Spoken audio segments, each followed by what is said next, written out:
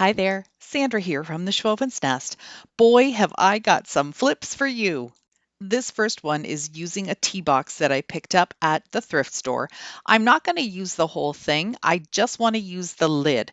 So I'm just going to take a screwdriver and remove the hinges. I'm going to use the inside cover as my base for what I want to create. But the first thing I'm going to do is use some of this black gel stain that I got from Michael's. It was on sale for $5, and I'm going to just brush it on all around the edges, let it set for a little bit, and then remove the excess with some paper towel. And then I'm going to do it a second time. I wanted to try and get this more of a grayish stain. It didn't turn out quite the way I wanted to, but I'm happy with it at the end. I tried removing as much of this interior foam fabric as I could, but it did leave quite a bit of glue residue. I'm going to use a piece of wood look scrap paper and fill it in on the inside. And this is what I actually wanted to do, so it's okay that I couldn't get all of the glue off.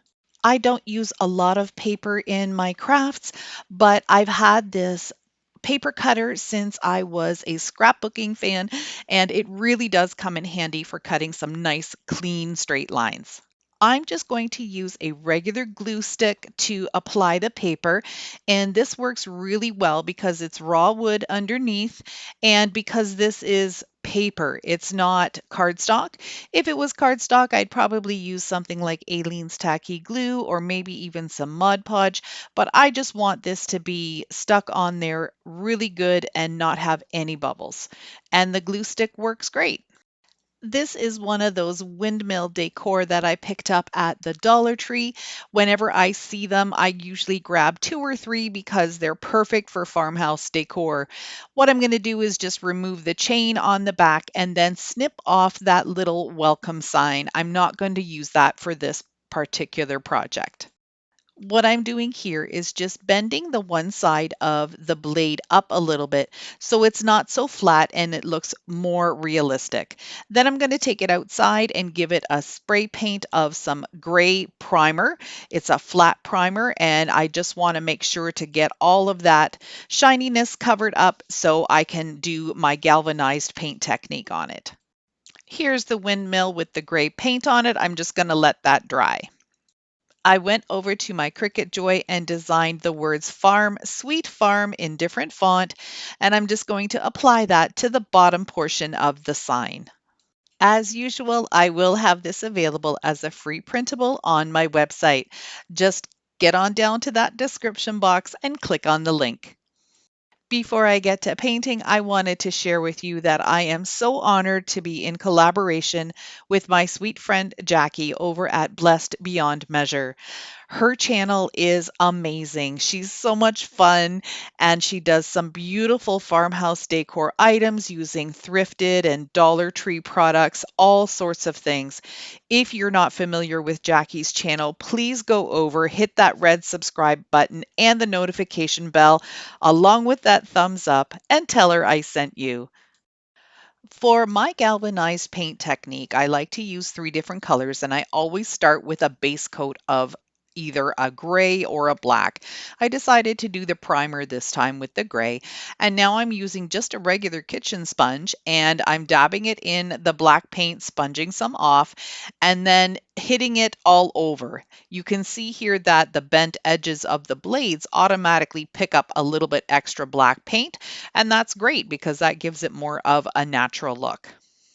The second color I'm using is a charcoal gray, and I'm doing the same thing, just dabbing it on and letting it go darker where it hits the edge of the blade and then a little bit lighter on the inside. This last color is a light gray, and I'm doing lots of blending with this one. Not rubbing, but just still pouncing up and down with the sponge, but making sure that I hit all the edges, letting a little bit of those other two colors peek through in some spots. And it turned out really great. I'm really happy with this effect. To seal this paint in so it doesn't chip off, I'm using this Krylon low odor clear matte finish, and I'm just going to give it one really good coat. There is a little piece of the windmill that sticks out in the back. So I'm taking my drill and this little cube from the Dollar Tree and drilling a hole in the cube so I can take that windmill and just push it right into the cube so it sits nice and flush. And then I'll be able to take that cube and glue it right onto my sign. For a final touch, I took a furniture tack and pushed it down into the center, and it just looks absolutely adorable.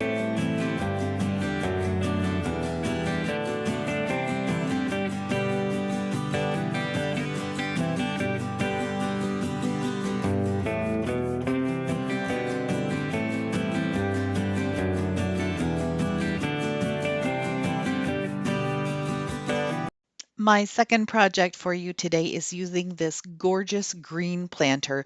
It has the most beautiful embellishment of this bird on a branch. It's got a ton of crazing in it, so I know it's fairly old and it's seen better days. I'm going to take it outside and give it a coat of this Armor Coat flat gray primer. I didn't get 100% coverage using the spray paint, but that's okay. I just wanted that shininess to be gone so my chalk paint would stick better. I've been doing a lot of these types of flips lately, and I have just found that the chalk paint just still isn't sticking properly. So I'm going to be using some primer like this to make sure that all of my paint sticks the way I want it to. This is Parisian Gray Chalk Paint by Home Decor Folk Art, and I'm using my chalk paint brush and using some nice long strokes to make it very smooth.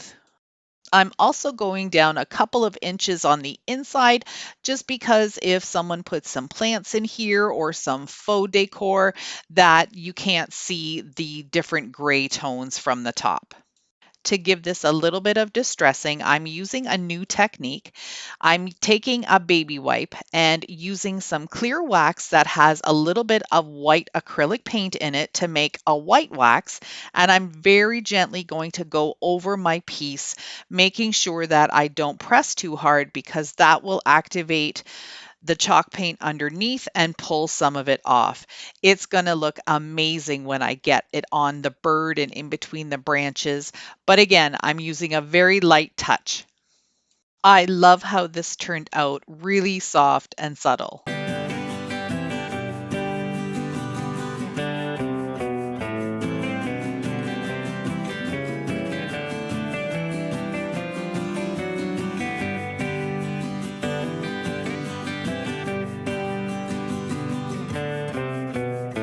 I found this super cute canister at the thrift store. I was so sad that there was only one, but it's in beautiful condition.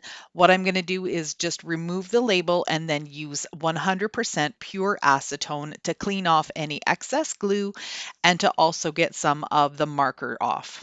This is the black flat paint that I love to use. It's specialty high heat and it's meant for barbecues and wood stoves and fireplaces, but it works really well on glass items like this. That silicone band is in really good shape still, so I'll put it back on, but I'm just going to remove it and then use some painter's tape to mark off where I don't want the paint to go.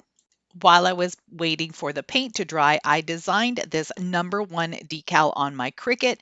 It will be available on my website on the free printables tab. And I thought this would be just a nice, simple design that would make a generic canister so you could put anything in it that you wanted. I'm also going to give the lid and the canister itself a coat of that Krylon low odor ultra clear matte finish. It's also going to take some of the shine off of the canister because of course the shine is something that we're not really used to in rustic farmhouse decor. It will also keep that decal from peeling off and just make everything the same finish. I really love how this one turned out.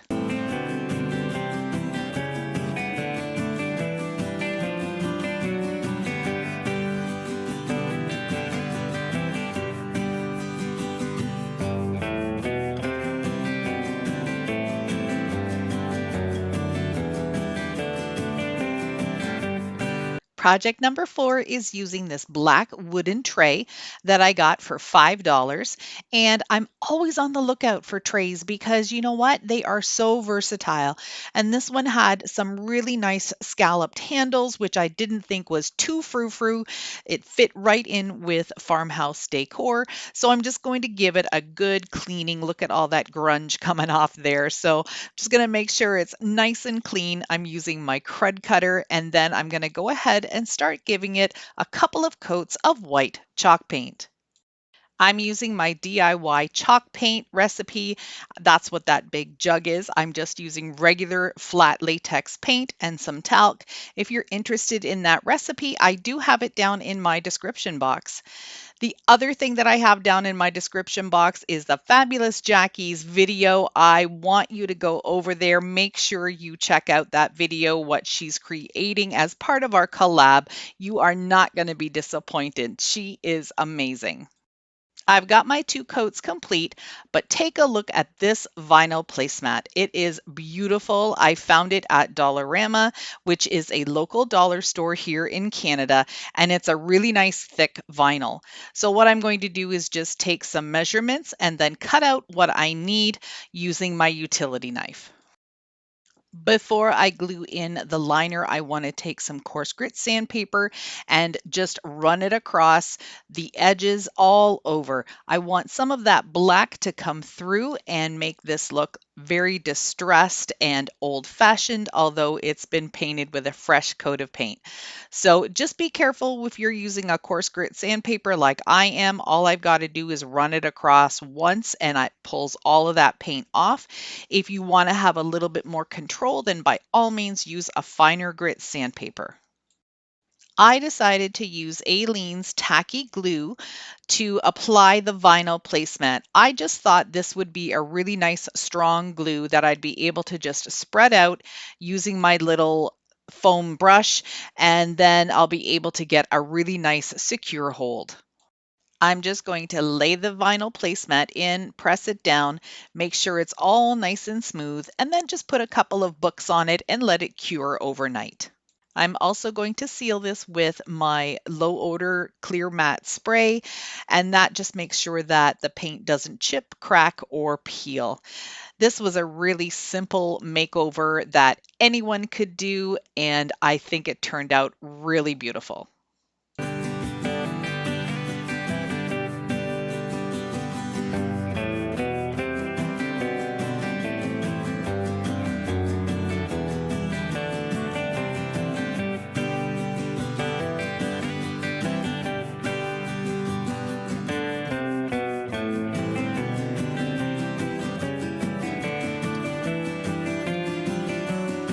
The last project I have for you today is using this embroidery hoop. And yes, it was a thrift store find. I always look for these. Make sure if you find them, snatch them up because they're so handy to have. Now, although I do like the look of the raw wood frame, I decided to give it a little bit of color, and I'm just using clay from Martha Stewart vintage chalk paints. This is something I picked up at Michael's when they were on clearance, and it was only $5, regular $15 for this paint, and I really love the color. I also painted the welcome sign that came off of the windmill from my first project from the Dollar Tree. Now I'm adding in some lavender, and I'm going to go around in the same direction and just using some longer pieces so they stick out a little further, kind of creating a little spiky effect. Here's what it looks like so far, and now I'm going to go ahead and add some smaller pieces of lavender just to fill it in a little bit more. I'll hot glue the smaller pieces in place and then just work my way around the wreath. I usually try to do one item all the way around the same way, and then I build on that. So you can do wreaths however you want, whatever works for you. I just find that working in layers works best for me. Then I hot glued the welcome sign towards the bottom. The last thing I did was just outline the welcome letters with my chalk marker in white just to make them pop. I think this is really pretty.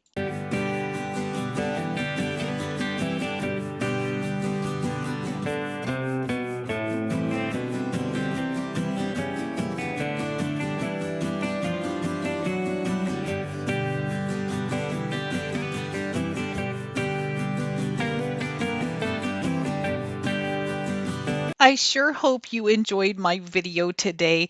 I love how all of these projects turned out, and I hope you did too.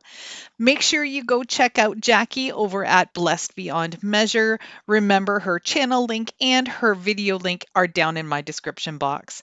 If you're new here, maybe coming over from Jackie's channel, I'd love for you to stick around. Hit that subscribe button. That black arrow will point you in the right direction. Thank you so much for watching. See you in the next one.